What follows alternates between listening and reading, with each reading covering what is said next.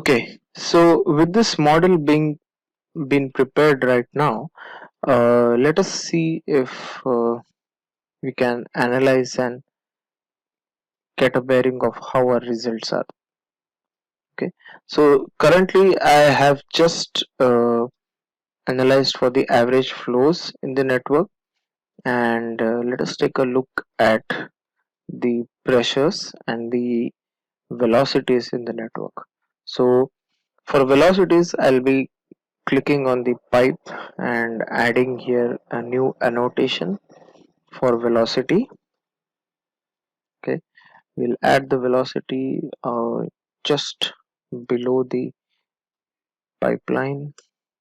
Okay, and let us click OK, and we'll see the velocities over here. Okay, and for the junction, we'll see the pressures. Okay, new annotation. We are selecting pressure, and we'll keep it at about the same.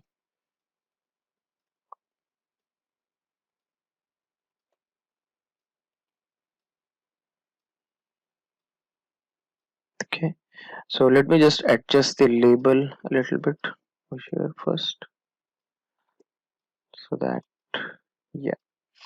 Okay, and if you have noticed, the other than the source, the other junctions and pipes are barely visible. So you can improve this by clicking on this drawing style and click GIS, but it becomes a little bit messed up over here, since all the GIS elements are coming in view.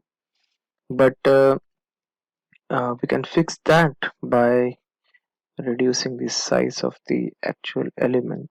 So if you click on junction over here, we can change the height to, let's say, 0.5, and the text also we can change to, let's say, 0.8, and pressure also to 0.8. Okay, and you can see that the junctions are having some pressure in kPa. So once you have your elements like this available, you can see that the pressure is given in kPa, and uh, we can change this by clicking on the junction and going to the result of pressure. You can see the unit is kPa.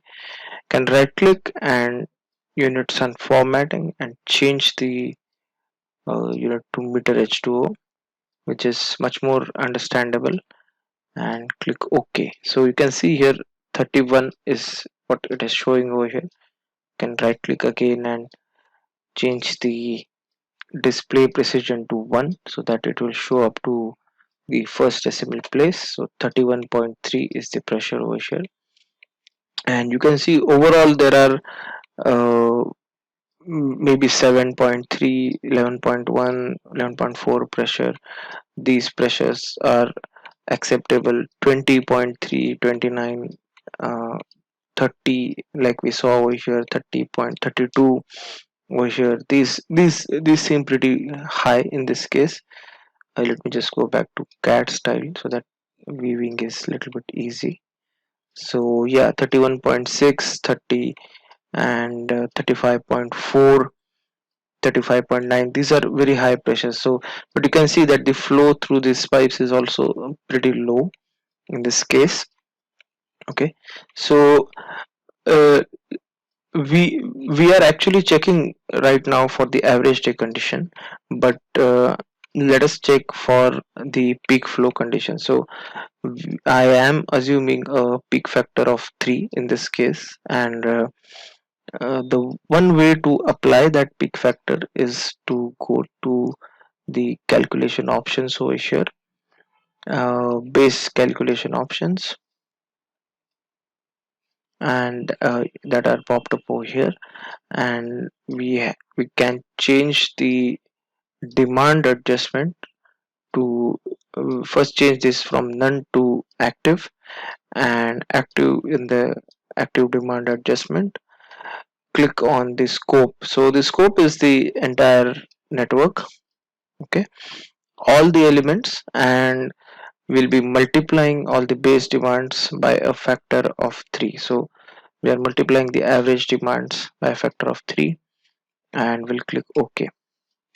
Okay, so once we have set that up, we'll just compute once again, and you will see a significant change in velocity, as well as some of the pressures also are lowered a little bit because of the increased flow.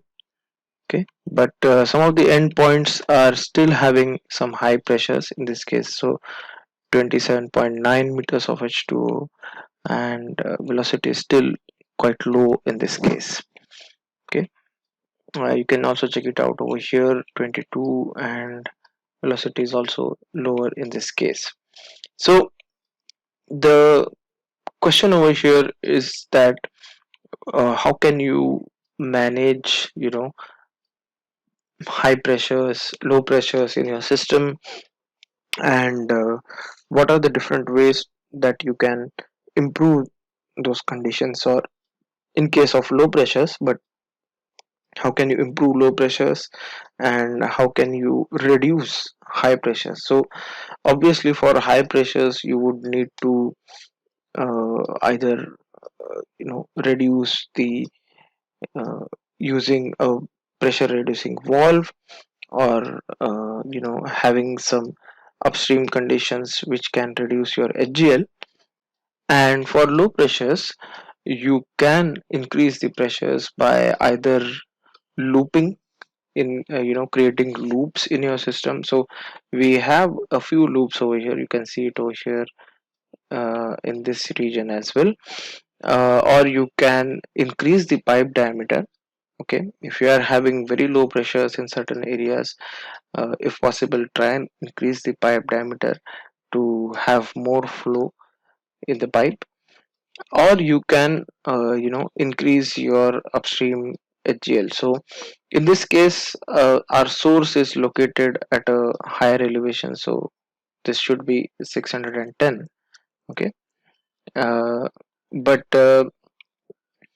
source is located at a very high elevation than the distribution network, so this has worked out for us. But many times the source would be an underground sump, or a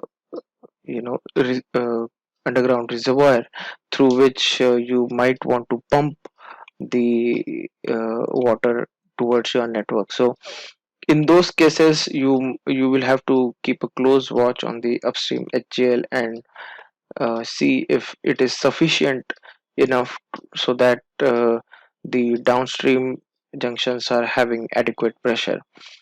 And the pressure also should be sufficient after overcoming frictional losses in the entire network, and it should also maintain proper residual pressure.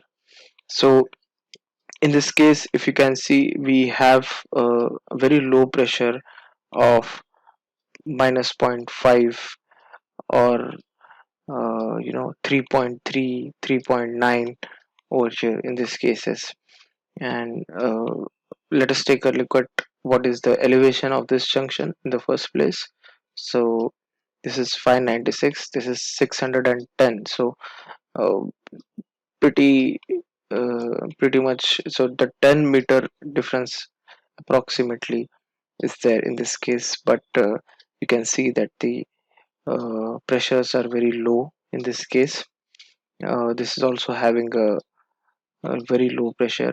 So what we can do over here is that we can increase the diameter of this pipeline. Let us say we can increase it to 200 mm, and maybe even increase the diameters of these pipelines over here. Okay, and click on compute. So So we can see there that the pressures have improved in our case. So with a higher pipeline, so more water was allowed to flow through the pipeline, and the pressures were improved on the downstream side of the network, as well as the high velocity that was there in this pipeline was also kind of reduced with the higher diameter pipeline. So with this exercise, we understood that you can improve low pressures by adequate pipe sizing, looping, or increasing the hydraulic grade upstream, and you can decrease high pressures if you want to by introducing pressure reducing valves in the system. With this, I'm handing over to Karthik, who will discuss about low velocities in the system, pumps, and storage. Thank you.